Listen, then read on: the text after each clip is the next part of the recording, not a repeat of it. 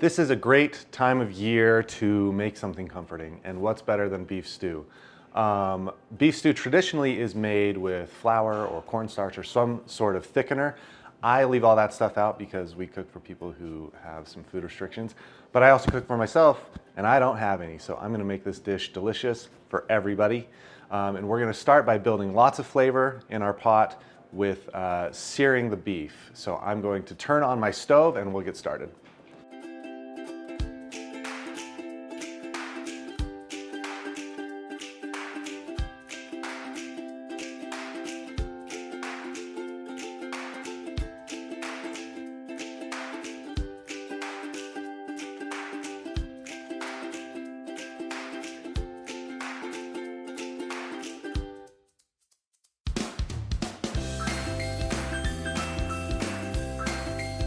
This probably seems like a lot of salt, but soup needs a lot of salt or else it just will taste like water. So I'm adding it to the beef. It's gonna get seared in the pan and all of that flavor is going to get left in the pan. And then when we cook our vegetables, those will get salted. Everything that we add will continue to be salted, and then we'll add a little bit more salt at the end to taste.